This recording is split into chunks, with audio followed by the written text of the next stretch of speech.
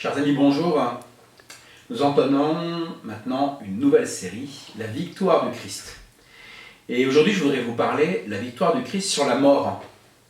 Le noviciat dans l'abbaye a accroché à notre tour un grand panneau, le Christ a vaincu la mort, courage. Et ça a provoqué un peu de remous chez les villageois. Je ne sais pas pourquoi, peut-être trouvait-il ça trop prosélyte, ou peut-être surtout se posait-il la question, mais est-il vrai que le Christ a vaincu la mort, surtout quand il y a des milliers de morts du Covid? Peut-on dire que le Christ a vaincu la mort? C'est vrai que la question se pose vraiment. Alors qu'est-ce que cette victoire du Christ sur la mort? Tout d'abord, c'est une victoire personnelle. Voilà, le Christ est ressuscité, dit saint Paul, bien des endroits, et pas que lui. Il est ressuscité, il vit, il ne meurt plus. Mais attention, il n'est pas revenu à la vie d'ici-bas, comme ça a été le cas pour Lazare ou pour l'enfant unique de la veuve de Naïm. Il est ressuscité à la vie éternelle, il est ressuscité pour l'éternité.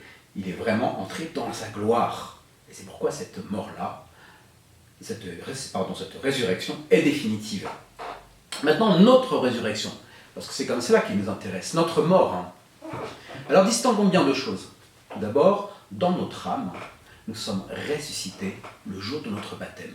Oui, notre vie éternelle, c'est le jour de notre baptême, mais c'était une vidéo précédente, je n'y attarde pas. Quant à notre corps, la foi catholique affirme, à la suite de Jésus-Christ, que nous ressusciterons à la fin des temps. Voilà, à la fin des temps, nous aurons l'intégrité de notre âme et de notre corps dans l'éternité. Maintenant, je voudrais donner quelques petits signes que ceci est vrai. Bien sûr, c'est une donnée de foi, mais que ceci est vrai. Et c'est le comportement que nous avons face à la mort. Le comportement mondain, tout d'abord. Mondain, je veux dire le comportement du monde, de ceux qui n'ont pas la grande grâce d'avoir la foi. Il est frappant de voir que selon les cas, c'est soit la fuite, on ne veut pas entendre parler de la mort, parce qu'évidemment on est sans réponse devant la mort. Soit souvent les adolescents, les jeunes qui veulent le vrai, qui sont attachés, qui le cherchent, alors vont aller provoquer la mort, vont faire des jeux morbides, des jeux dangereux. Dans ma jeunesse, il y avait un film, Fureur de vivre, où les gars en voiture sautaient à la dernière seconde de la voiture avant qu'elle tombe du haut d'une falaise. On cherche à provoquer la mort.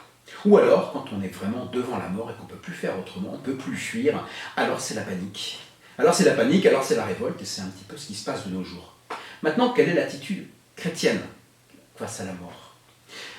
Il y a assurément une attitude de paix, de foi, parce qu'on sait que cette mort n'est pas définitive. Quand j'ai vu ma maman fermer le cercueil de ma grand-mère, elle lui a embrassé le visage, et elle n'a pas dit « je ne la verrai plus jamais », elle a dit « c'est la dernière fois que je la vois avant l'éternité ». Assurément, cela est magnifique. Néanmoins, peut-on dire que les chrétiens peuvent arriver aux abords de la mort de façon crâne, sans aucune peur? C'est pas ça la réalité. On voit des chrétiens qui ont du mal à mourir. Moi-même j'ai été face à la mort. Ce n'est pas facile de mourir. Donc attention à ne pas idéaliser la chose. En l'occurrence, cependant, j'ai même envie d'aller plus loin. Celui qui est baptisé, celui qui est chrétien, est devenu plus humain. Parce que le baptême a effacé tout ce qui était péché en nous, tout ce qui nous rendait moins humains, tout ce qui défigurait l'humanité en nous. Or, il appartient à l'humain de vivre. Donc le chrétien, plus qu'un autre, justement a cette fureur de vivre et veut vivre.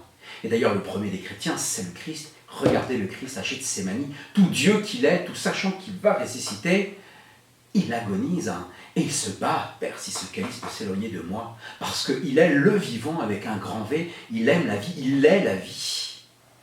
Par conséquent, vous voyez, l'attitude chrétienne face à la mort, elle est marquée par ces deux pôles. À la fois, plus que tout autre, le chrétien veut vivre, aime vivre, et donc redoute la mort et a l'horreur de la mort.